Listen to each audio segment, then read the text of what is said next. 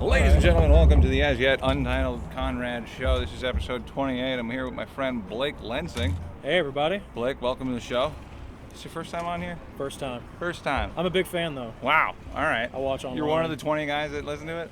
Yeah. So, Is it up to that many? yeah. I got 43 subscribers last I checked. Wow. I know. I'm one of them. I'm really glad I don't check that often. Yeah. I waited to pour this, by the way, because I wanted to make a show of, but I think I waited so long, there will be no head.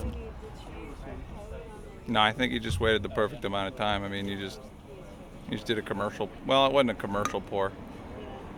You're supposed to, I'm not, if I pay somebody for a draft Guinness, I want them to aerate it. You got to pour it a little bit, you wait, and you pour the rest. You've seen those glasses that, like, in Germany where it's got a nozzle on the bottom and it fills from the bottom and there's no head. Yeah, I've seen a bar here that has that actually somewhere. Really? Not in Little Rock. I wonder how much more money it is for that. I don't know. I think it's a gimmick. I mean, a gimmick. I mean, I don't know. I'm thinking engineering-wise, I mean, it works. Solid. Maybe I'm thinking of something different. It was like a thing where they kind of poured out of a can, but then they sit it on like this agitator thing. Does that sound familiar? Maybe that's not what you're talking about. No, I'm talking about like a glass with a hole in the bottom, and you stick it on a thing, and it fills the glass from the bottom, and there's no head that accumulates. Okay, yeah, that's not what I'm talking about. Oh, dude. Not for Guinness. It's going for everything. Like, Yeah. it looks like magic. I got to figure out how to pirate a clip without getting flagged for copyright infringement. Welcome to the show. Cheers, by the It's way. March 20... The 23rd? Saturday. It's 23rd. I still haven't done my taxes yet. How do you feel about that? I haven't done mine either. All right. Is that more irresponsible for you or for me? Probably for you, ironically. I think that people that know about taxes more know that it's not that as big of a deal. I mean, you can file a free extension right now and have till October, so. Well, like last year, I had a moment, and maybe this is illegal, so I'll mark it. But like, I had a moment last year where driving around for work, I was the only salesperson for this wholesale company, and my region covered 4 states. Mm-hmm. I took the standard mileage deduction on my Buick LeSabre, and it ended up exceeding my income. Like, and that does, like, not knowing anything about that, like, does Uncle Sam have my back there, or am I accidentally a criminal? Okay, so. Because, I mean, nothing's happened since then. And, it's not like I'm making buku dollars. Like, I'm not a target, but, So I will say there's a common That's a misconception. great idea for the podcast. Explain the standard mileage deduction. Yeah, this is going to be, people are already tuning This is going to be hot. Great. No, dude. This is going to be the first educational series.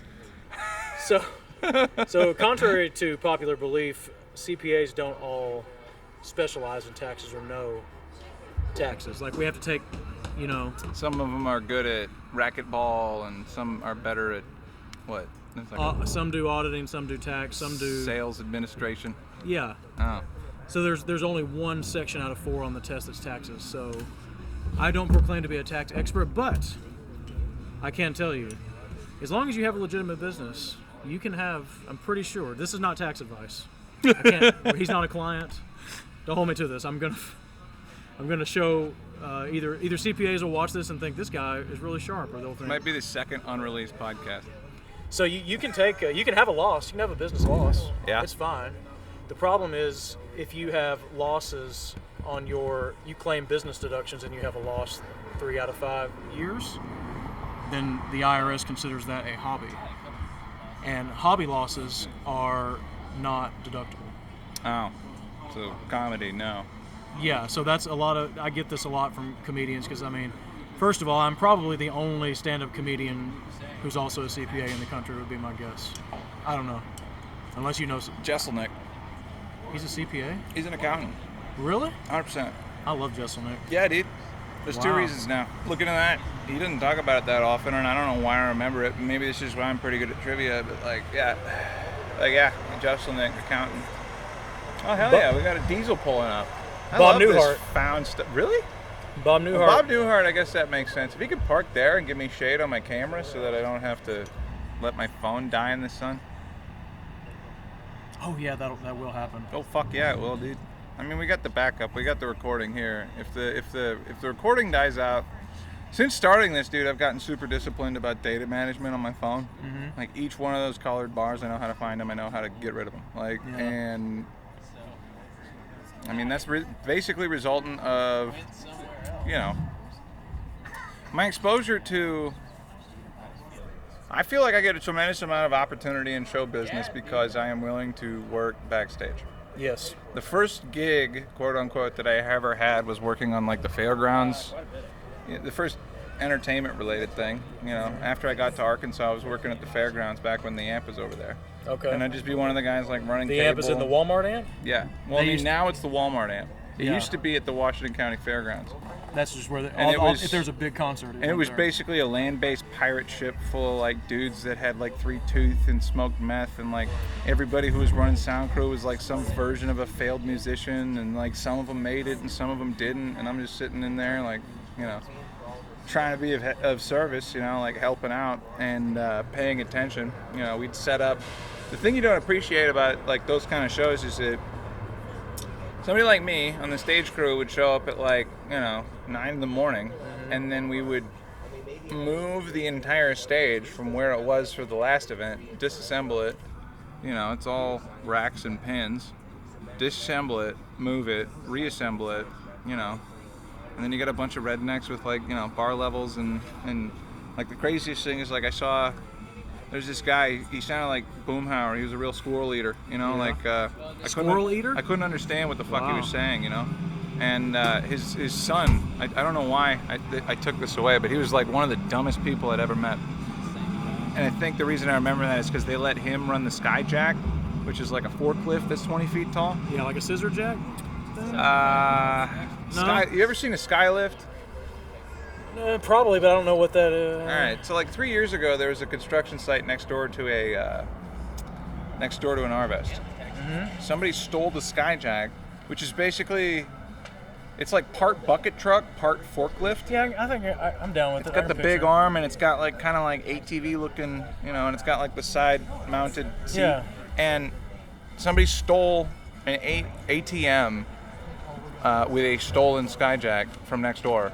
Like they were able to like grab the ATM, rip it up, load it into whatever they were doing, and drive the fuck away.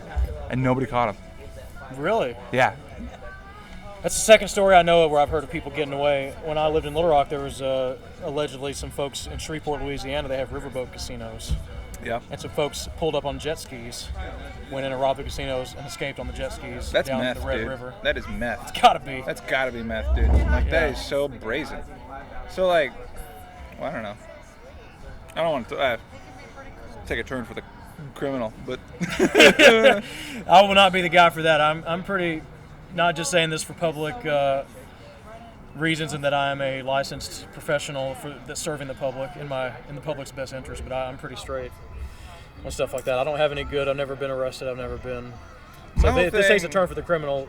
My whole thing about being like, if you really are a sociopath and you're smart, then like, you do have to realize there's a shelf life on screwing people over. How so? I mean, like, if you're a sociopath and all you want to do is use people, and you're smart, you're gonna realize that like just punching them in the face is like a short-term plan. You know, that robbing a gas station is a short-term plan. I think what those folks do is they move. They exhaust the resources and the people. They piss them off enough, and then they leave. I don't know if it's that simple. Some of the most like habitual criminals that I've ever met, and I think a lot of that was the result of like drug addiction. I think a lot of it was just meth, like speed. But he was inextricably tied to members of his family, to the point where he'd have to murder an in-law rather than move, you know? Yeah. Like, and this is a different example. One time I got a flat tire in Muskogee, Oklahoma. I don't know if you've been there, but it looks like a tornado goes through there every day. And Okay. and, I've been on the Muskogee Turnpike. Yeah, no, you got to go into the city. Okay, yeah. See the fireproof motel that burnt down and other fun sites. Okay. There's a homeless guy. I got a flat tire on my way to band practice, and there's a homeless guy. He helps me change my tire. This whole time telling me about how he's got like this spider bite. He's getting out of the hospital, and I'm like, That's some sure. Oklahoma stuff right there. I've heard that before, and I'm like, not giving him the benefit of the doubt and making him kind of do a little bit of manual labor, like handing him the tire to put onto the spokes, like putting him to work, because I got, I'm gonna tip him. I mean, he may not have fully paid his debt to society, so he might as well. It turns.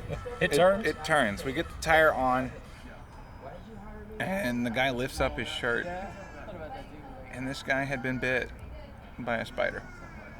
Because it looked like from like titties to navel got like puffed up and then melted. Oh. And I just asked this guy who got his abdomen fucking like melted by a fucking predator in the night sleeping on the ground, like, to do some shit for me because I couldn't, Yeah. So I gave him $20. Yeah. But we had a conversation. I was like, you're homeless. That sucks. I'm sorry. How long have you lived in Muskogee? Like, my whole life. And I was like, there's nothing here but fucking train tracks and ashes. Like, hop a fucking train. Like, go to San Francisco. Like, why would you be homeless in Muskogee? right. Yeah, he's got an affinity. And that's really why it's a mental illness thing. Yeah. The thing about that is, like, people are really, really tied to their families. Even when there's a million better options, like, somebody who doesn't know better is going to go to what's familiar. Right. And, I mean, I think that's the part of the disease that affects this place. Like, having moved here from Minnesota, there was a little bit of a culture shock. Came here at like 19, met a bunch of moms, like teenage pregnancy, like, I mean, that's like a lot. Like, that's not what they're doing up north. I mean, up north it's like, well, I don't know, but like, I get this sense that like people in this area, like rural, especially Arkansas, Oklahoma, feel like the square mile around the gas station is their entire world because they've never really left it. Yeah. And they're ignoring the fact that they live on a fucking highway. Yeah, I grew up in Little Rock, so I've met my wife and I both. Like, she has family in Sheridan, which is a small town. Yep. Most of her family, and a lot of my family, extended family, lives in, let's just call it Dardanelle. That's not exactly right, but I'd say, how many people live in Dardanelle? 5,000? I honestly have no idea. Yeah. Paris, more precisely. And we would always, if we ever go to any family things, we're the city folk. But we're like very comfortable, in urban environments or whatever. But you get outside of Little Rock or Fayetteville, Jonesboro, you kind of feel like you're an outsider in your own state. The culture is completely different in the smaller towns. I mean, yeah, but like, so from a showbiz perspective, Yeah. especially like, I started a band during the pandemic, and I got to like every Sunday perform in like this shout out to Peep's Place in Wagner, Oklahoma. It used to be a place called Bud's Lounge. It was a dispensary, and it was the same, like, 8 older ladies. Like, I met one of the most interesting people I've ever met. They're like, this guitarist, he's in his 70s now. He has a breathalyzer in his car by choice because he doesn't trust himself. What? Yeah. His name is Homer. Well, maybe I'll edit it, but Like one of the ones you blow in. yeah. He kept it in his car. He's paying the monthly thing because, he's trying to stay out of trouble. He's in his 70s, right? So he talks, he's I don't know, a very skilled guitar player, former Black Panther, went to Vietnam, talks very candidly about killing babies. It's like, Yeah. well, them are us. Is that your machine gun impression? I mean, Your Tommy gun? yeah. Like, and that's basically what it was. I mean, imagine like being Homer in fucking like segregation era. I don't know if he's from Oklahoma. Yeah. I do know that like everybody in Oklahoma in like the early 1900s, from like the unions to like they had a riot for any fucking reason they could. Okay, they talk about like the race riot, like that's the fucking worst thing that happened. When everybody was trying to unionize, like there was like people getting like dynamite thrown into their fucking windows. Yeah. Like that's what a lot of people. That's something that frustrates me about the modern political discourse. Is a lot of folks don't understand how much labor struggle is the root of all of it. Everyone's been distracted by a bunch of other things, but look up the Battle of Blair Mountain in West Virginia. Cops shooting at people, live rounds. I mean, when you try to stand up, when the worker tries to stand up for their rights, bad shit happens generally. Yeah, and that's why like I feel like the only alternative to the only thing you could do to fight that on a personal level is to get skills. Yes. Like I dropped out of electrical engineering school just to like start a vape shop, and that kind of seems like it could go back, but I don't know. Like I don't know. At this point, like the comedy thing is such a fucking time suck. It is, man. In order to get good at that, like it takes a level of commitment that will, like, for everything you say yes to, you have to. For everything that you say yes to, you're saying no to something else. Yep. Like, sorry about your birthday. Sorry about whatever holiday. Sorry about anything. I was eating shit for 4 people in Tulsa. Opportunity cost is a bitch with comedy because, of course, it's interesting. It's changing now because folks can go on their phones and do TikTok and do the videos. They can get a following on the couch. But that doesn't mean they're good on the stage, though. That's what happens. Then they get on the stage and it doesn't necessarily translate. That's sort of sad. I mean, there's this guy that I saw, Mama. He's one of these guys, big on YouTube. He's got a character. He makes 7-minute videos, and that's great. He's got enough of a following to sell out the on a Monday, and his opener ate a bag of dicks. His feature was seasoned, knew what she was doing. He got up there and ate shit for an hour. Yeah. Like ate it. And he also did a prayer before the show with everybody. Yeah. And then he walked out on his tab. And here's the deal. Like, the social media stuff is just so fucking devious because, like, you can't just transition into something like comedy. The better route to go, in my opinion. So, well, okay.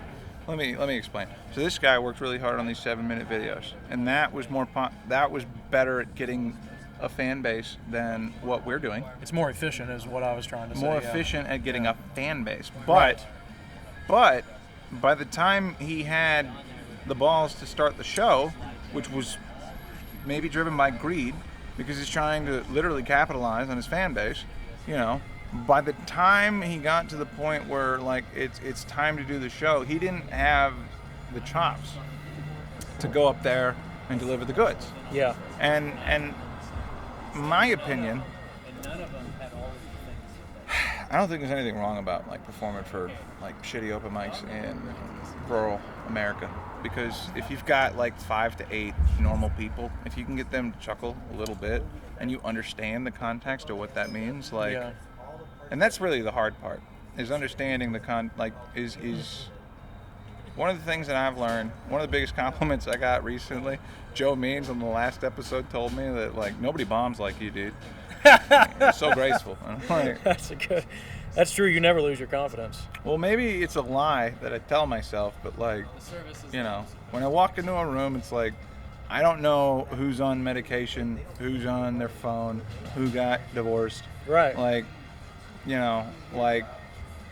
As a comedian, you want each set to be more of a home run than the last. But the reality of the fact is like there's a certain amount of noise that room can make. And maybe that's limiting myself, but like there's only like 2 guys that I saw out in LA that were like doing crazy shit. I was like, what? I was looking at them like I was looking at Travis Pastrana, and they're just talking. Yeah. Like, yeah. And it's the comedy's not linear. You have to accept not just in one set and your whole trajectory of a comedy career.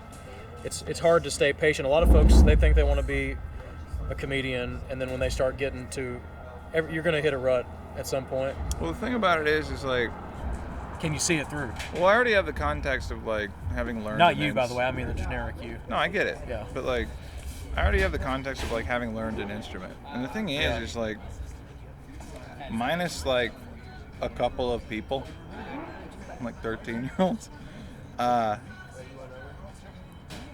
You know, I don't know anybody that started playing trumpet and then 2 years in is bitching about not getting booked for gigs on trumpet. Right. Like. Right.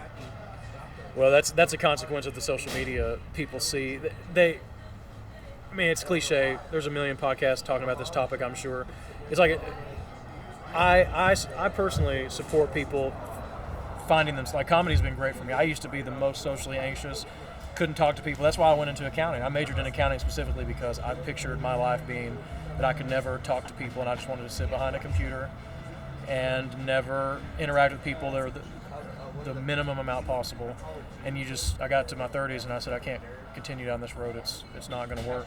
So I love when people get up there. I like open mics when new people are trying to find themselves. But the problem is they expect too much too fast, and then they stifle their own progress. They spoil themselves because they're going to get disappointed. There's going to be hardship, and they get too much too fast. Kind of like you were talking about the criminal they exhaust their own resources. That's what happens. You invite all your friends out. You can only invite your friends so many times. You can only invite your TikTok fan base so many times. Eventually, they're going to quit coming if you don't have the chops. And then you're going to get discouraged. When if you just taken your time and got, I'm 7 years in. I've never posted hardly any clips. I didn't tell anybody I was doing comedy for I didn't tell any of my buddies that I was doing comedy for I didn't invite anybody to a show until I was 2 years in. It was actually my first Black Apple set. Yeah. And I invited my friends, and I was able to they were good friends. They're like, oh fuck, what is he gonna do? Ugh. Yeah. And then I did well. And then they're like, and I got that recorded if I didn't fucking delete it. But I thought you said you were good at data management. What's happening? Yeah, no, I've been by that I mean there's space on my phone for this podcast. Right. Yeah, I deleted some voice memos on iCloud, and I don't know if that was it would have been 4 years ago now, so that might be. Anyway, I mean, I remember what happened. That's how I feel about Here's the thing about iCloud.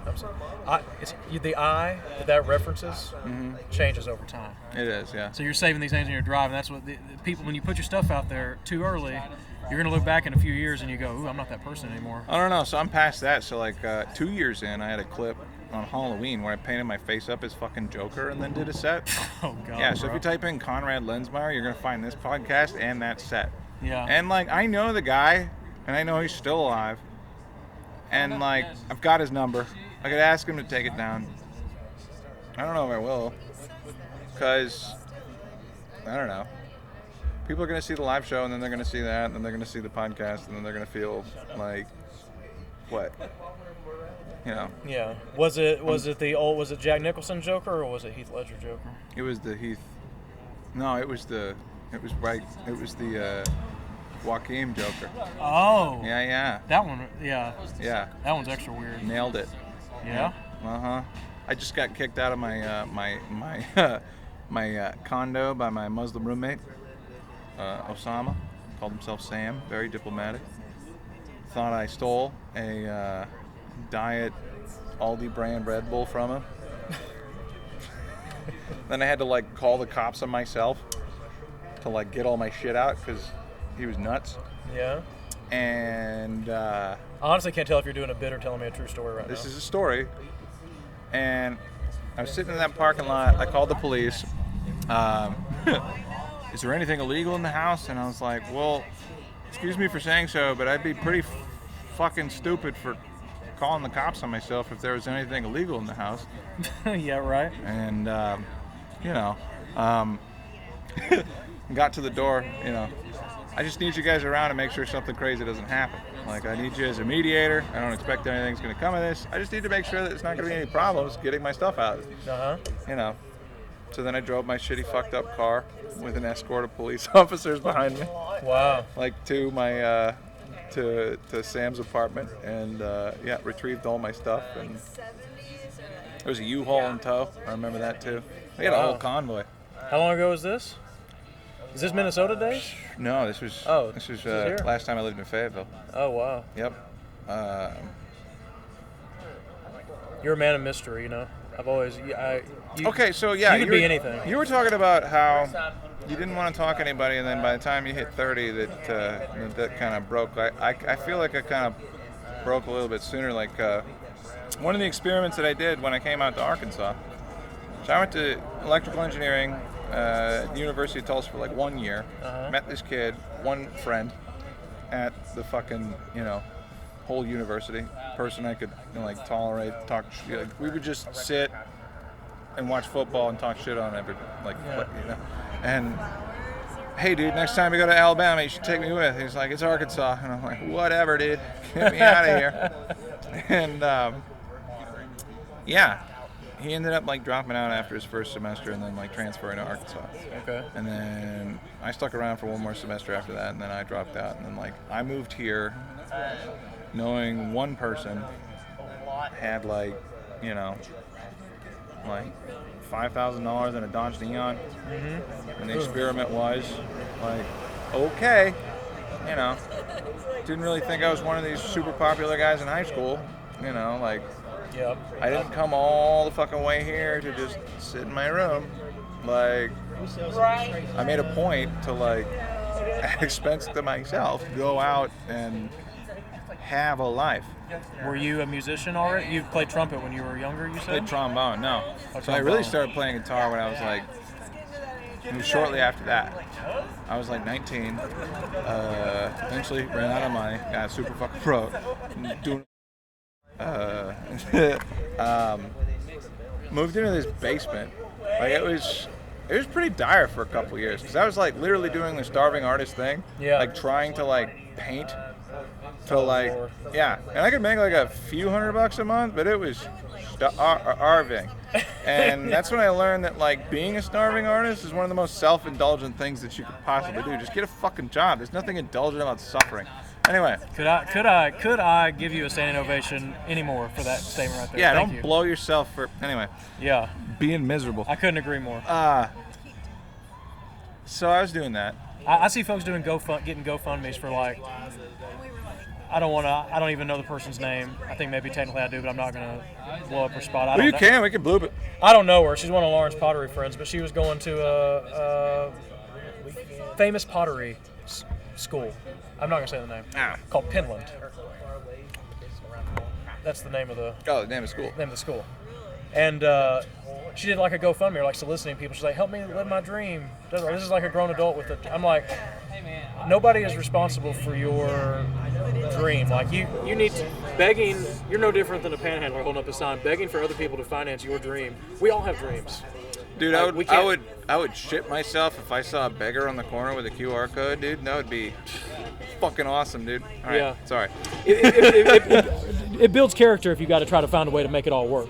You got to juggle, and those experiences, you got to. I'll tell you, live a life. It doesn't work for a while if you try to do that, and there's, I don't know, as a 30-year-old man, nobody's gonna cry about me if I'm incompetent. Right. That's those days are done by the time has passed. The amount of, and that's a Biggie quote. It's a Biggie abbreviation. Biggie abridged, but Smalley. yeah.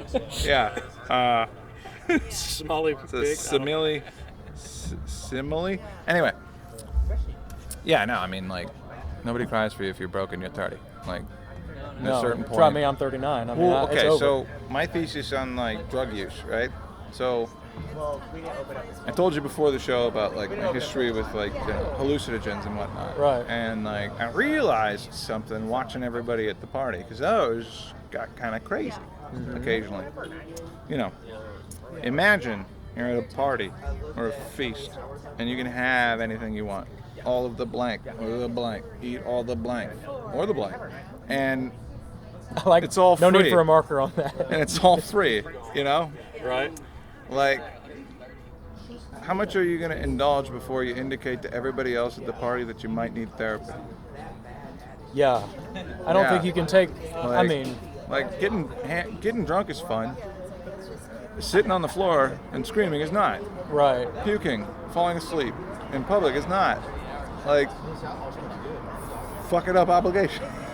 Yeah, I think that's why I've never messed with drugs to that extreme, because I don't want to be responsible for ruining everyone's good time. I'm afraid I will spiral and ruin the evening, and that fear is itself a seed that makes you go, "This is not for me." Well, I mean, I crossed the line a few times, but I remember like, well, no, I feel like See, even that, I felt like I just buzzkilled your story no. It's like you're exactly right, because like at a time in my life when I was overly indulgent, if I was to get into a position where I was going to be a public person, it would be really problematic. Like, I'd have already burnt down more bridges than I already have. right. Now, That pause was everything right there. well, yeah. Like stories about like at the house party at Conrad, you slid down the stairs on your belly like a penguin and then tore all the posters off the wall. Yeah. I'm like, and you let me stay. All right, thanks, guys. Yeah. Like, And honestly, that's a red flag. If somebody lets you do that kind of behavior and doesn't have an intervention with you, that means your life is probably not going to end up in a great direction. But that's kind of the thing with like comedy. I kind of, as a 39-year-old guy, I started late. I started when I was 32. well, And I've never really been in the big party scene, but a lot of comedians, they get into it because they want to party. there was a guy Alonzo. who started. He started when he was 30. Yeah? That's relatively right, you know. And you know, he's full time now. I mean, No, he's hilarious. he is, and he answers my my Facebook messages every once in a while. He's giving me like he gave manager, because I know that he saw my fucking set. Because I paid fucking $5,000 to go out to fucking Hollywood Improv. I almost signed up for that too. Paid all my stupid gig money. If I'd known you were going, I would have done that. Dude, I got the shitty motel next to the 5-star one, and it was weird. It was like I felt completely outclassed, and it's just my own insecurity. Sitting in the room, the classroom, I guess you could call it. You know, Alex Jones's lawyer, has his own dairy farm, doctor, entertainment industry guy, vape shop. So you mean cokehead? Well, like, yeah. Well, I didn't understand how many layers there were to Hollywood. There was a guy that I made friends with, shout out to Landlin. He's the one who gave me the Make-A-Wish Matt Damon line. Oh, okay. His job is to basically take raw footage from a production and then make sure that it's all, you know, on a histogram, like colored exactly correctly, Okay. so that he can hand it off to the editor. And this guy makes enough fucking like money to like know every stripper in LA, I guess. I don't know. He was a weird friend to have. Wow. It was funny because like comedians that start to do crowd work, they see me in a denim jacket sitting next to this like really like Morpheus like sleek black suit, black tie Asian guy, and they're like, I don't even want to fucking know. Yeah. I would assume What the hell is going on there here? was some fun there. We're at camp. You think your phone's working? Not to be. Should we check it? I can check. You want to talk for like a minute and a half? Yeah, I can talk for a minute and a half. Of course, here's the thing. Even if it's not working, there's not much you can do but let it cool off. No, I think we're good. I don't know. iPhone may be better than I have an Android, and you know. Beautiful. God, it's such a nice day today. You into March Madness? Nope. Shout out to Robbie Stocker, the Cathedral Crusaders, single A high school hockey team, recently won the Minnesota High School Hockey Championship. Nice. I sat next to that guy in Yeah. Spanish class, dude. That was weird. Remember, it was fun to like be competitive with him, and I could learn more Spanish. But then as soon as like, I sat next to somebody I didn't care about, and I didn't get interested. Yeah. Yeah, I'm really competitive. Are you? Yeah. I never picked that vibe up off of you, actually. Really? Yeah, I don't know. I feel like you're kind of, I don't know, just kind of, I feel like you give yourself to the vibe, which is why you don't get, Sorta. why you bomb with such grace, as whoever it was, Joe Means told you. Well, The thing about bombing with Grace is like, I know I'm funny. Yeah. This particular thing is not going to my liking. I'll tell you one thing. There's a girl who brought me to a show at the Cherokee Casino back in the days when I had hair. Yeah. Probably like 2015 maybe. Yeah. Like, those used to be some good shows. And it was Dan Soder. Yeah. They pay you like $10,000 to come do a one night. Shane Gillis was opening. And Shane Gillis was up there in a green tracksuit with like white stripes down the side. He's talking about the wind and about how everybody in Oklahoma is scared of it and they're still carrying around weapons. Okay. And he bombed. Yeah. He did bad. Like he did not do like he was like rattled up there. That's a giant room. That's a tough room, though. And if it's the same one I went to see. I didn't even realize it was Shane Gillis. Yeah.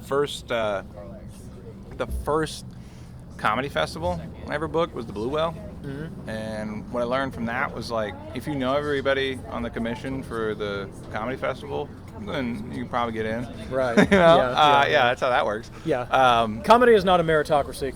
Well, much as people want to wish that it was. If you can afford to like live in a different city for like 5 months and like make an impression on people, maybe. Like I know a traveling nurse that does comedy. Yeah. And that's what she does. And she's skilled enough to do it. Diabolical. Yeah. But that's an interesting combination right there. Yeah, dude. That's actually a really good gig to do comedy with. Jealous a little bit, but but no. I'm sorry. Blue Whale Comedy Festival. Dan Soder was a headliner. He was sitting like in the back, as comics do, at Kane's Ballroom, and I went down and sat next to him. I'm like, "Hey, dude. I saw you at the Cherokee Casino. I almost had you sign my grinder. I pushed out last second. I still have the grinder that he didn't sign." And he was like, "Oh yeah, Gilly was open up for me." And I was like, "That was Shane, dude? Oh fuck, dude, he did not have a fun time that night, dude." I didn't even realize it was him. He's like, "Yeah, he's crushing it now." I'm like, "Fuck." Yeah. And that, is inspirational for me because. That's really how the sausage is made. Of course. And this kind of stuff. Yeah, it makes you feel better when you see behind the scenes of, like, comedians. Even you see their special, and when you realize there's sweetening going on, adding laughter. Right. There's 2 different shows. They're taking the best of each show. There's a cut to a crowd member laughing when in reality maybe it was a total bomb. There's all these tricks of the trade. But if you know the right people and it doesn't mean they're not funny, but there's a lot that has to line up for things to go right. And that's why this is a long slog. Well, I know a local guy, relatively local guy, Adam Bush. Yeah. Who, I like Adam. I just met him recently for the first time. He's been playing the game like a super sharp pimp. I don't know. He's super triple chocolate clean. And I don't know, he's better he's a master of networking. Like he's investing into his craft. Like he's got the coolest recording rig. I was talking to Trevor Carrion, who's opening up for Ben Miller. I don't know if you ever seen him. No. Ben Miller topped the iTunes comedy charts. Okay. I've never heard that name, Trevor. Dude, I saw Ben Miller live in Dallas actually at a show that I got invited to, and dude, the guy's fucking hilarious. Like he's really really good, and I don't know. He explained like his whole thing.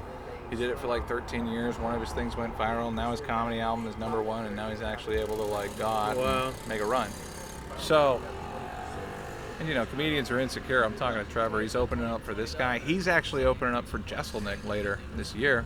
Trevor is? Yeah. Wow. I don't know him personally, but And he's talking about Adam Bush with a sense of reverence. Like, this guy's like got a plan to like get on late night by this time, and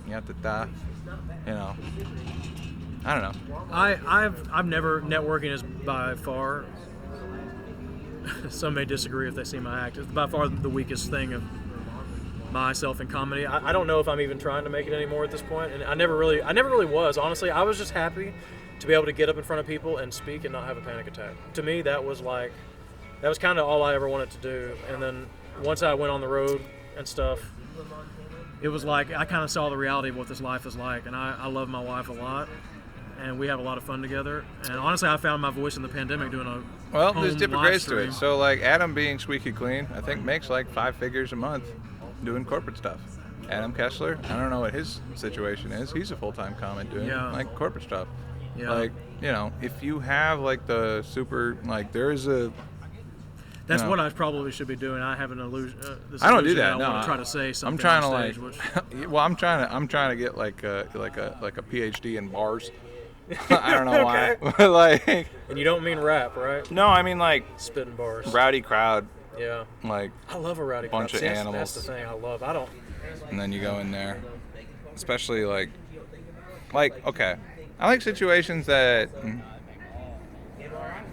I don't know, that scare me. Like that's one of the parts of comedy that I like. I don't know if it's hereditary. Like my dad, he used to be a stunt car driver. Yeah. There's a moment with my mom and him at the hospital. He's like, Alice, I don't know if I'm gonna die before I get famous. Yeah. Maybe I should cool off on this. And you know, comedy for me is all of that minus physical consequences. I feel like it's something that I can do the rest of my life, and I feel like it's also something that, you know, if I continue to do it, there's no, I mean, for a long, long time. Like, how? I mean, put it like this: it's like when I'm playing guitar, you know, every day, you know, the stuff that you're playing a few years from now is not what you're playing now. Right. You know, Right. like, and you can't appreciate the changes day to day, but it does add up. Yes. And you know, That's why I don't want to put. I don't like putting clips online because there's jokes that I've been doing since the beginning, 5-6 years, and I still am tagging them up, trying different stuff. so I had this one set for like 13 people at the Looney Yeah. Bin. It was a clip that I posted. It, you know, and because I've been ostracized by like the local guys, you know, I had the opportunity to delve into material that they would absolutely not touch. Right. So I've got the word race war, I've got the word Nazi, I've got the word minorities, I've got the word hate, Yeah. you know, I've got the word gay, all in like 90 seconds. Yeah. And it's fun, Yeah. you know, because that's the challenge. And It's especially fun in a town like this. yeah, You can get jokes like that over. it was Tulsa, but right, either way. same difference. Same And yeah, it's fun. It's like going up north and doing the same material, and then I'm bombing. And it's like, well, normally when I do this in sort of town, everybody Right. stands up, starts cheering, and then everybody. But they think we're the ones right. that are. Yeah. Well, I mean, yeah. Excuse me, up north with your fucking segregated zoning laws. Right. All right. Thank you. Calling the pot, calling the kettle the N-word. But put my situations in myself in situations that I'm scared of, like. Have you ever heard this thing before you get into that? That people up north, I have no idea if this is true or not, but supposedly people up north, their racism is private, Yes. So is there but everything. they're publicly like, oh, but then the opposite in the South, they'll say racist stuff, but then privately they're like, man, what's up, man? You're 100% correct, and I'll put it like this. Up north, if you get a flat, we'll stop, help you change it, drive away. Look at that fucking idiot. Yeah, Down here, you know, a whole lot more yelling in the parking lot. You know what everybody's thinking. Fuck you! You know, like, but and you're saying even regardless of race, just people in general, they're two-faced up north. You're saying, yeah, just yeah, I would say so, yeah. yeah. Well, it's an easier way to get along. I mean, you got to survive the winter. You know, lying is a very valuable skill. Yeah. Yeah. Yeah, I mean, growing up in Little Rock, there was a lot of shit talking. I rode the bus. I was a little nerd. I got picked on, man. I got you know that tape on the back of the bus that patches the holes? Mm-hmm. The brown tape. I mean, one time somebody just stuck that shit to my hair. Just couldn't get it out of my hair. I just would get picked on, and especially elementary school, incessantly. And that's why I kind of feel weird sometimes up here, like people who, it's so like nice up here, especially Bentonville. People are so polite and so white. I don't really know a better term for it. Here, I have a little bit more of an edge to me growing up in Little Rock than I feel like some of the comedians and stuff have here. But people look at me and they assume different. But I mean, I had to learn to fend for myself. Come on! Yeah, right. Yeah, you know. And so that when I'm on stage and I'm kind of aggressive, it's a defensive mechanism. Well, that's why like one of the things I value about contact sports, like I played hockey, and the last high school game I ever played, there was a bench clearing brawl because the biggest guy in their fucking team like was beating up our best guy, and we knocked his teeth out. Yeah. And you know that's a compliment in hockey though. Well, he deserved it. Yeah. You know, like when I walked into the first open mic, okay, so I quit playing hockey to join speech because I figured it's more of a skill that I'm going to use for the rest of my life. Okay. And everybody was like, oh my God, why are you quitting hockey? Oh, jeez. You know, like Friday Night Lights, but on ice. That's what it is up there. Yeah. And so instead of 3 minutes in the box, you're 3 minutes speeches. Yeah. We're riffing, baby. We're riffing. I was doing discussion, which is kind of like debate, except everybody kind of has to work together. If you make it a debate, then you lose. And then there was extemporaneous speaking, which is, you know, the theme of the year is human rights. You listen to NPR, you know, shit's popping off in Afghanistan. Yeah. You collect articles on everything. You get asked a question. You have 30 minutes to write a 5-minute speech. What does that sound like, you know? Yeah. So, yeah, everybody was like, oh, geez, what are you doing? You know, no, it was like, my speech coach is really proud of me. Yeah. You know, even though I'm making like, I don't know. I am making money. I'm, some. I felt like you just had a fucking realization. I'm subsidizing my health insurance with this entertainment shit right now. You were. I went into the North versus South thing, not the Civil War. Yes. You were about to say, so you're used to putting yourself in situations where you are scared, where you were saying you like to do that, whether it be speaking in school, whether it be moving to a new place. You like to challenge yourself a lot. Well, I mean, yeah. Well, I've been living here for like a long time. Like this general area. Yeah, like, one of your previous episodes I saw, you mentioned that you sometimes have the itch. You think, I moved somewhere and I set up shop and I've met all these people and made something for myself, and you kind of have the urge to maybe do it again. Well, I've had the conversation before. It's like, you know, you hang around and stick in one of the biggest growing areas in the country, or do you go to Dallas?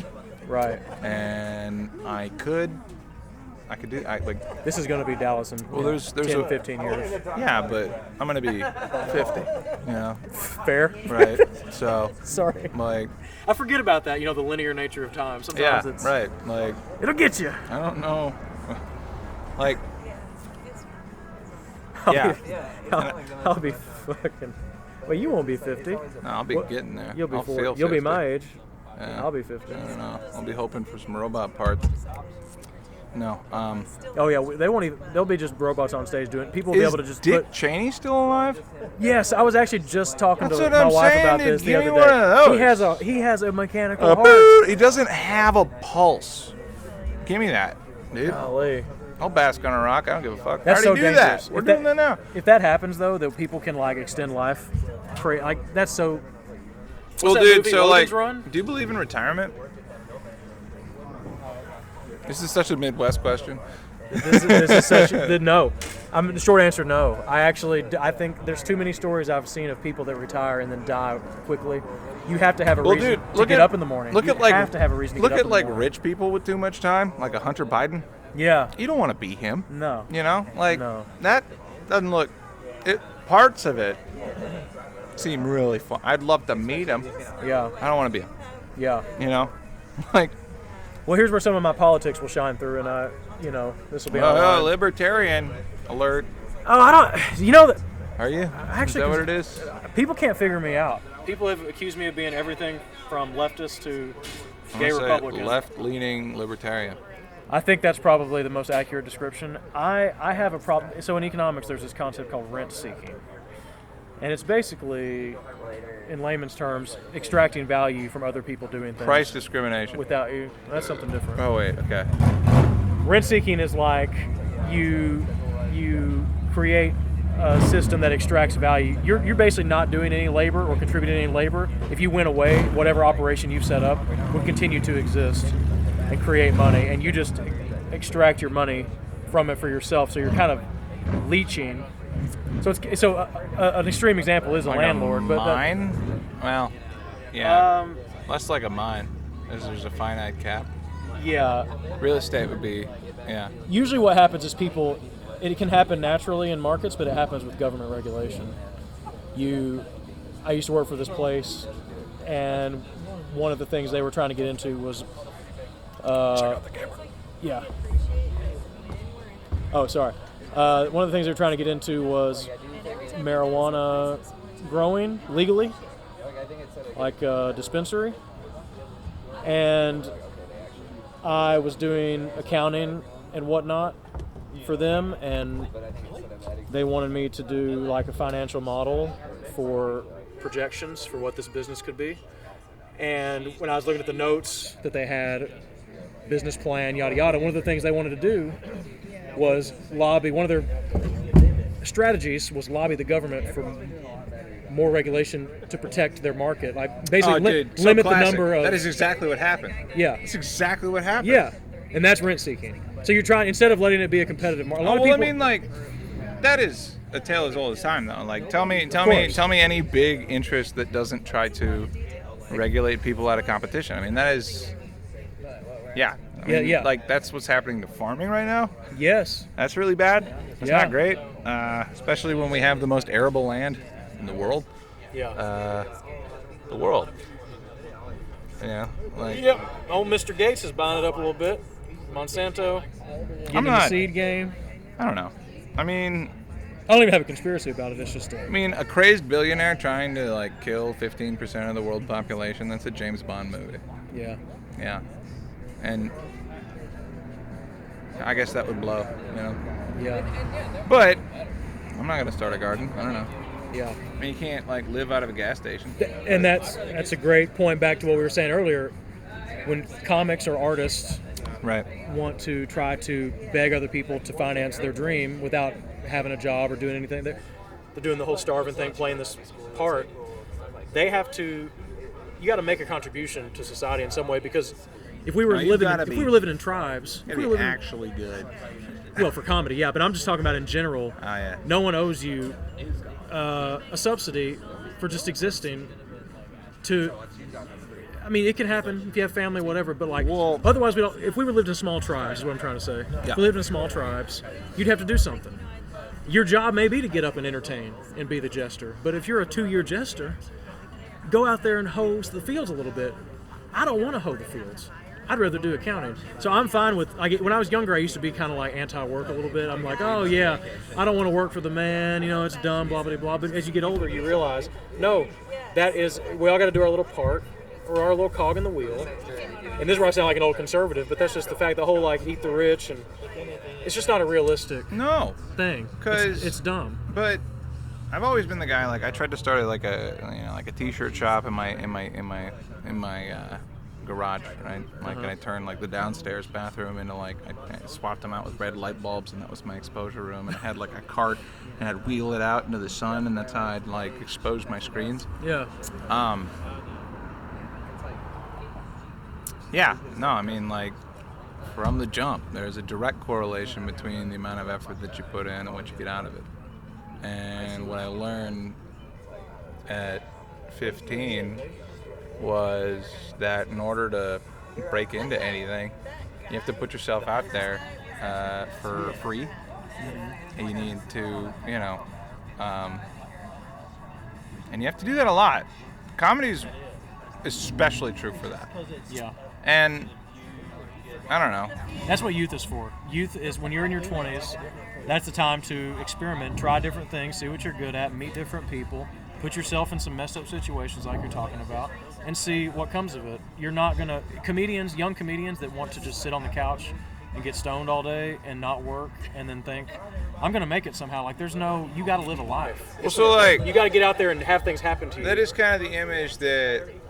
If you think about like comedic movies, that like Seth Rogen would, he would project that, but he is not that. He is actually the opposite of that.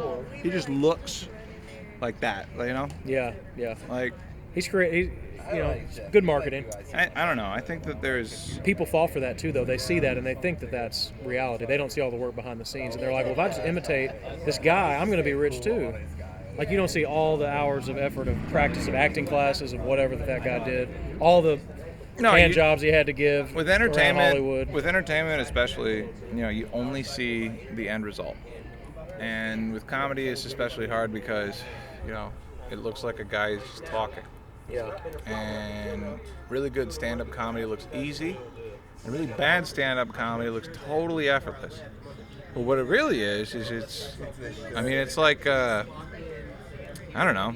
It's like a bullfight with however many people are in the room. Right. Yes. Like I look when I go on stage, I picture that I'm in a battle of wills with the audience. Yeah. I picture Hunger Games. I picture them all sitting there waiting with their thumb like this and like, which way is it gonna go? If I sense it doing this, I'm like, all right, baby, let's go. Did you ever do a night owl? No. That started after I kind of got a complicated relationship with the Little Rock Comedy. I would have done Night Owls. I like Decent Funny a lot. But I've never really been a big loony bin person, mostly because of my own inexperience. I mean the Little Rock Loony Bin. Yeah. I just never felt ready. I never felt ready to do. I just didn't want to go embarrass myself. I went on stage there a couple times. I did a couple guest spots, but I felt like open mic at the bars is the place to go figure that out and then go to the comedy club. My personal opinion. Maybe, I don't know. I don't know. Last time I hosted at the Grove, I was like a bomb star. I was like, I'll see you in a year. Yeah. Boo. Yeah. I know I'm better than that, but. Yeah, I mean, I worked the Grove last year. That was my first time ever doing a hosting weekend at a comedy club. I saw one of those. And I'm is this April? March? Next month will be 7 years for me. I don't know when I exactly started. Yeah. I forgot. I think I'm April 17th, 2017. I know the year's right, but I see posters from like 5 years ago and remember thinking like, I'm only 2 years in and I'm hosting this thing. Yeah.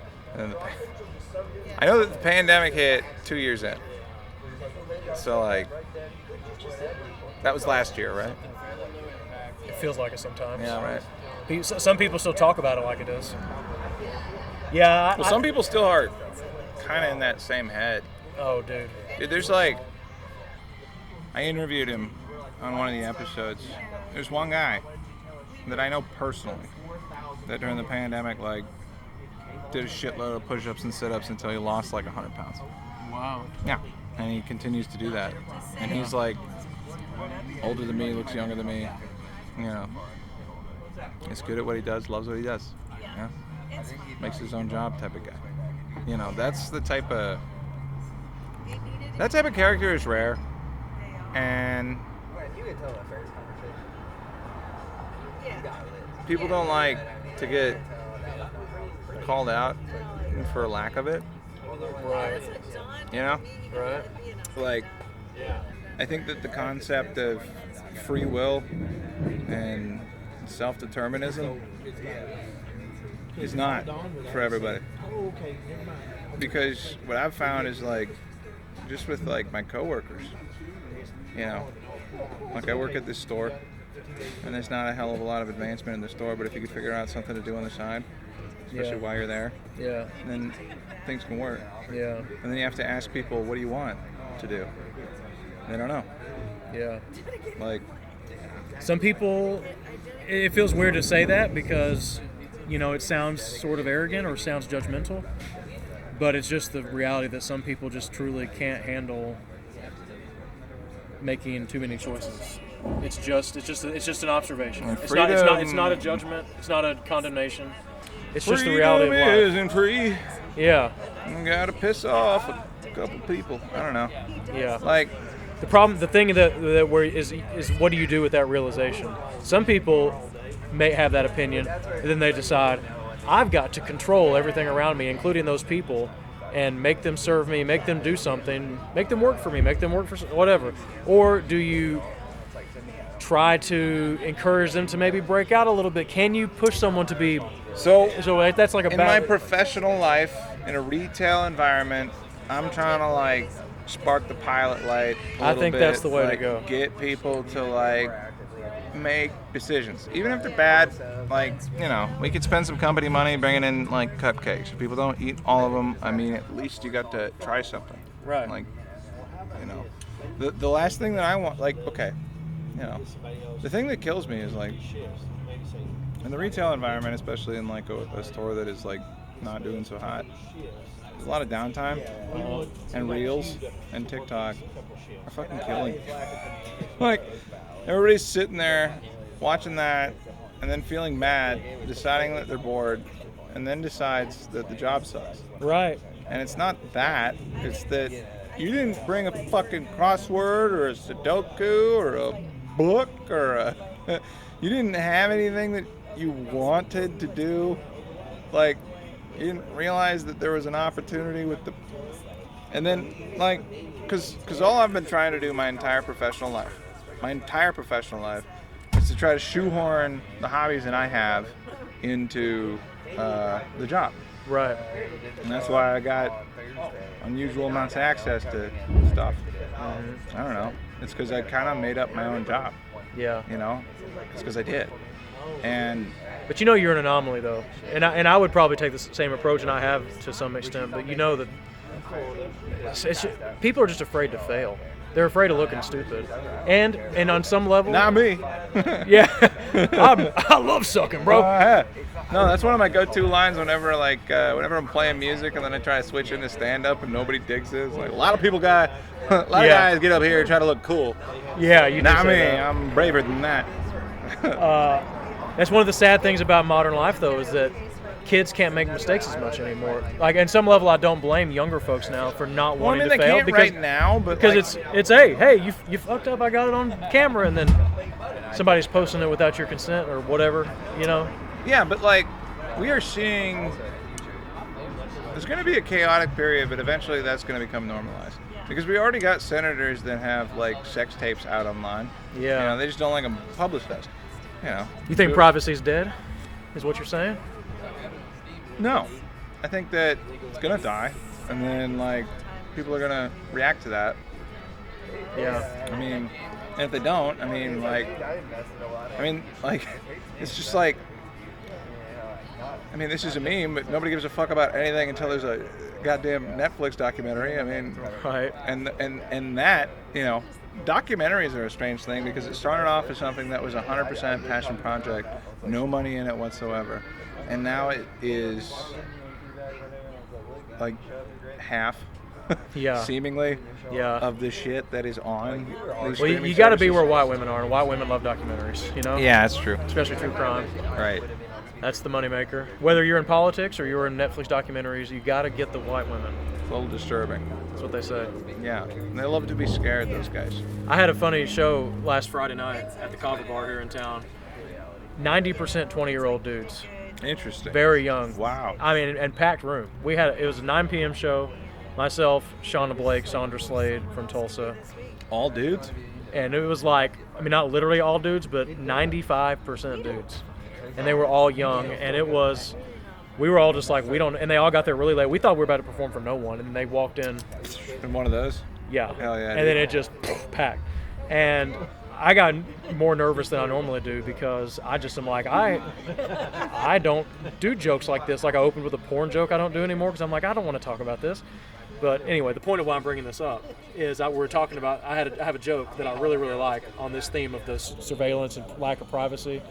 It's one of those things where I'm trying to make a point larger than the joke that I like to try to do where people are like, oh, he's just doing a joke. And sometimes the joke doesn't work, but I still do it because I believe in the concept I'm sharing. But it's the joke where I talk about, I don't want to give away the punchline, but it's the weed. You shouldn't be paranoid from weed. You should be paranoid from all the surveillance or whatever. And the punchline, complete silence. And I said in the moment, I go, oh, you guys are used to all being surveilled. And they're like, oh, and they laughed. I'm like, I thought I should have said, your moms probably all know where you all are right now. They literally probably have Find My iPhone on their phones where their moms know. There's probably an app that's like a little bit deeper than that. You just gotta ask a 15-year-old. They don't care. They have no concept of the idea of not being surveilled. they've grown up. Like I saw, we were walking by Wilson Park the other day. Oh, not Wilson Park. God, what park was that? Anyway, some park. Oh, Lake Fayetteville. Yep. We're walking to Lake Fayetteville. There's a little girl taking a picture. She's probably 5, 6, and she's doing this. Her dad's taking her picture. Kids just know how to pose now, and then she comes and looks at the picture, and I'm like, this is so monkey see, weird. Monkey do. Yeah, it's Yeah. not good. And people, I know I sound like a boomer, but it's like the invention of the camera changed the entire course of human history. When the invention of the camera, it was the proliferation of it. It's now that everybody has one. It's that, when you get on social media, you're basically entering into some social system where everybody is scored based on, chicks, attractiveness, dudes, useful. I don't know. Somebody was telling me in Harrison the other day, Harrison, Arkansas. That's never a good start to a story. No, it is a good start. He started a Twitch Uh-huh. on his laptop, It wasn't the math? front-facing thing, and he just worked on his motorcycle and had 15,000 people watching that. Wow. That's cool, though. Well, I'll tell you what it is. It's it's positive and negative regression. Here's a guy who's got practical skills being consumed by a bunch of people that have nothing but time. Yeah. And that is more valuable than some guy playing Hell Divers until he gets flop sweat on super triple chocolate hard mode. Yeah. Yeah. For 30 people. Yeah. Do we need to check that? It's probably. Would you say we had 30 minutes left? Maybe. I don't know. Oh, I thought you meant memory. All right, cool. I'm sorry. I'm afraid we're gonna have a great conversation, and then the back end of it. I guess we. Have I've gotten pretty sharp at it dropping out. Because we've gotten warmed up. I've gotten it I've had it drop out. Last one, it cut out in the middle, and then I had to delete some shit off the phone, start the thing up, sync it to the audio recording. Yeah. Yeah. I tried to do it all in one shot, but Anyway, that's the double-edged sword of the Chocolate. online stuff. So everybody's watching that guy work on his motorcycle, and you can learn a lot. It's kind of, I actually have a bit I'm trying to work on this. I haven't done it on stage yet, but of the idea of not needing your family anymore. Knowledge used to be passed down from generation to generation. Now you go, I'll tell you, I'll just tell you that this is a true story. My dad. Okay, so we lived in a tiny house for 9 years.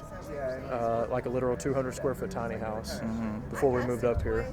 And it was back down in central Arkansas for a while after we moved here. We left it there. We had to sell it.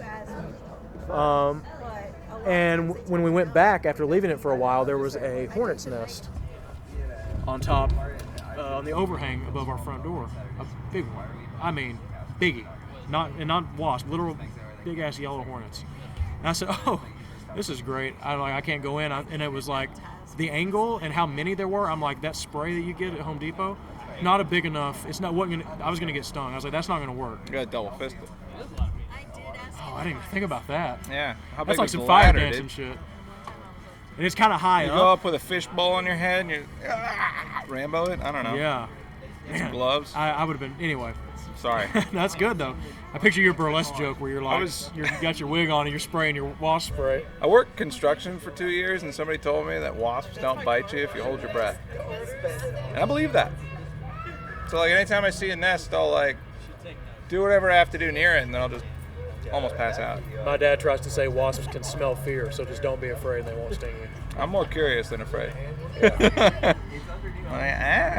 Well, so I called my dad and told him about this situation, and I could have Googled it, but I was like, let me try. Dad's encountered this. It's a dad, and he told me, why don't you just get a yard sprayer and fill it up with gas? And he said, That's a fun idea. He told me to spray it with gas. I said, Dad, first of all, it was elevated to a point. The house is on blocks. It's basically a mobile home. Shout out Kayla Esmond, who's now in Los Angeles. Somebody I started with in Little Rock. She used to say we're tiny trailer trash. But it's elevated. I'm like, it's gonna come back on my face. I'm like, Dad, that's not gonna work. And he's like, How oh, old were sure you? it will. This was 2 years ago. Okay, all right. This wasn't. But I don't know how to. I've killed wasps before with the. But like I said, this nest was because we'd been gone for a year or something. It was like this big around and just covered in them. So anyway, so I Googled. I said, Dad, I'm not. He had me come to the house and he filled it up and he's pumping it. And he's spraying the gas. He's like, yeah, see, look how great. I said, Dad, that is going to spray on me. He said, it won't hurt you. I said, fuck. So I got on. I said, I'm Googling this. So I Googled it. Dawn dish soap. Dawn dish soap. Let me tell you, Conrad. You Shout put out, Dawn dish soap in the yard sprayer, one of them little pump, and it clogs up their body. Yeah, and they just suffocate. They suffocate. Dude, magic. It was the biggest hornet's nest, and it worked like nothing. Don't call an exterminator. Dawn dish soap. Pump it up. Market. Educational. I can personally, and I was scared because that was a big leap of faith to go off. Because that's the thing too. That's part of the bit that I want to get in there is you're taking a leap of faith in these people you've never met, or do you listen to your folks and trust that they've know what they're doing? And I decided to trust the internet, knowing I might get stung and it would not work, but it worked beautifully. Hell yeah, Happy dude. ending. So Hell yeah, dude. That was it. That's great. Yeah, I need to do that as a bit. You should. I mean,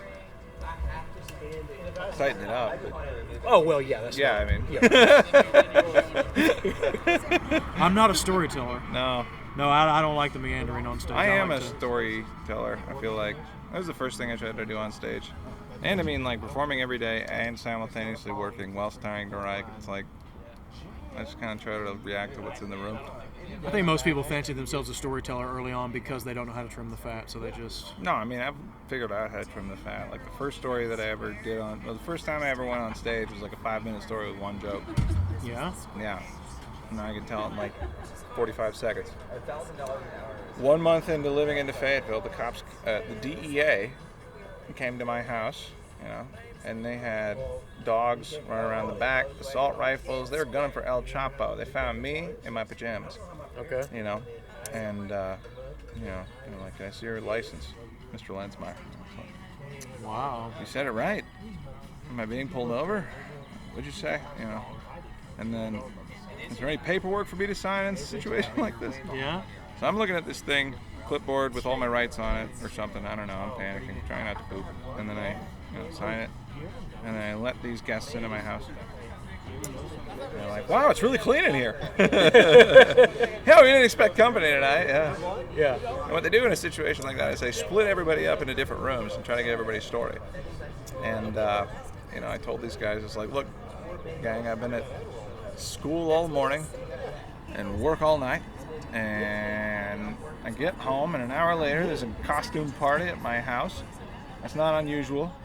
I didn't get the memo. Uh-huh. What the hell's going on here? You guys know more than I do, And they did.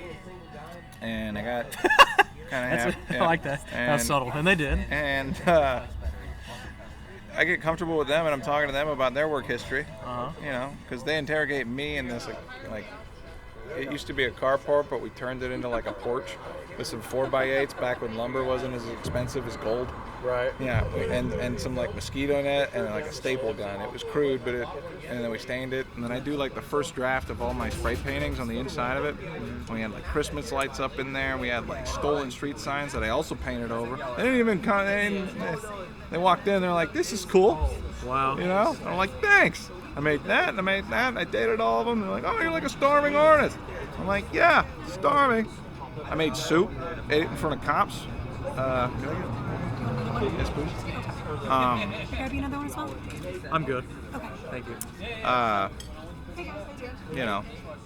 Cops were joking with me. They're like, did you make any for us?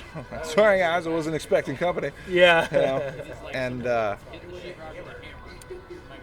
I'm talking to these guys like the dudes at work, and asking about their job history. 2 of them say like Delta Force. There's like 50 confirmed kills in my living room.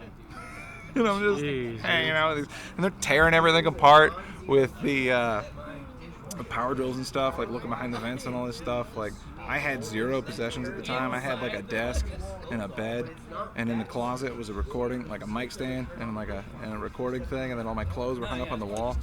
Do you want a special or just PBR? Just PBR, please. What's the special? It's that and a shot of Jameson. Oh. They searched my room. They found weed I didn't even know I had. I didn't get arrested for it. At a certain point, They weren't there. They weren't there for weed. Right. Well, they were. They were. They were. Yeah. Supposedly they were supposed to get like a shipment come from like a childhood long lost friend or one of the roommates who moved to California when they were 8 I see. or something crazy, you know. And this was like right before legalization, so it was. Well, I mean, this was like 2010, 11. Oh man, that would be horrible to go down right before. Yeah. So like I'm sitting in my living room while cops tear apart the house, and I'm playing guitar because they're letting me. And you know, there's a shift change, and I can tell it's a rookie. He's like nervous. And nobody's talking to him, and I start working on this one guy. You know, telling him about my job, how I'm a representative for Arkansas Satellite. About how if you switch from Dish and Direct TV every 2 years, you could spend half as much for twice as many channels as cable. You did not. I did.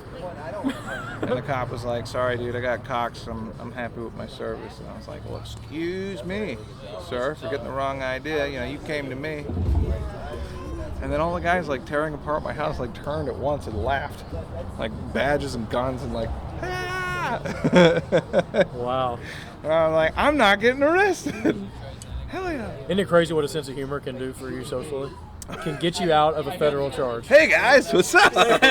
Woo! Holy shit! We're wild. What do you guys want? You looking for weed? You want a beer? Yeah. Yeah. That's a Bonus hell of a points story. for like the house getting like super clean. Bonus points for having a porch full of art. You know, what was really fun was watching the other roommate like just sit there and shit himself because he called his dad immediately and didn't know what was going to happen. Yeah. And I was just trying to make sure I didn't have to tell anybody, and I didn't. I told my parents that story like 2 years after it happened, and that was, you know, first time I got on stage. I told like a story like that with a bunch of just more boring details.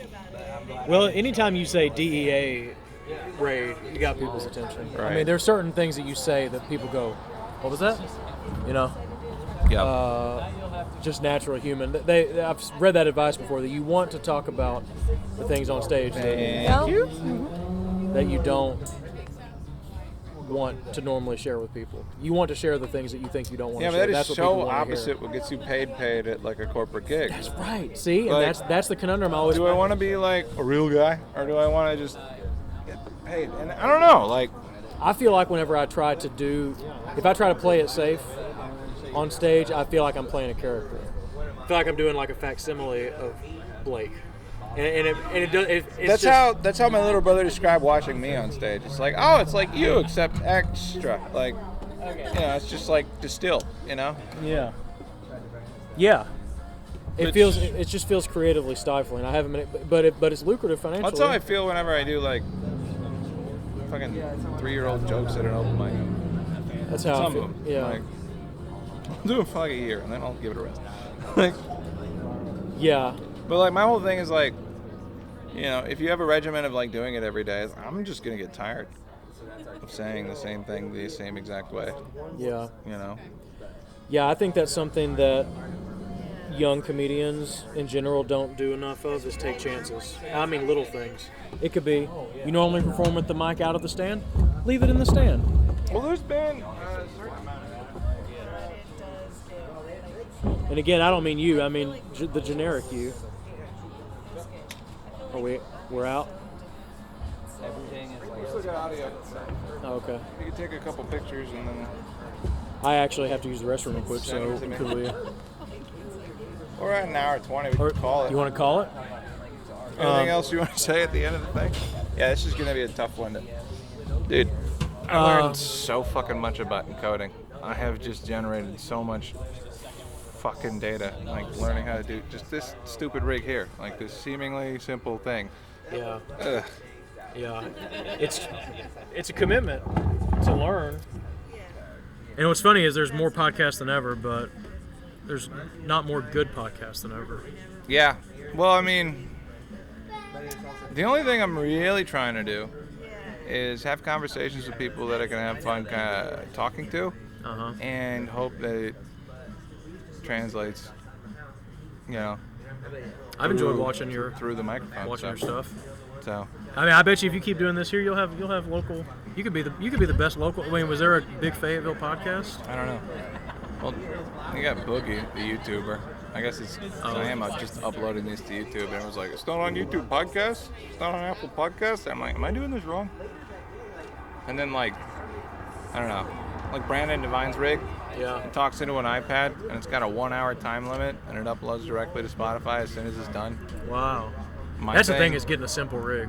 Well, mine is as simple, complicated as I can. I want to have a certain amount of control and freedom. Yeah. Like, I want people to be able to, express themselves freely, knowing that I'm going to cover their ass in post. Oh, I see, right. You know?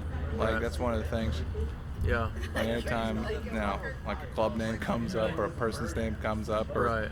because I do want to go on stage at, New Province and tell everybody that I'm talking shit on all of them, and here's how you can find it. And, yeah. And no, you don't want to do that. And I know they're not booking me anyway, so. Yeah.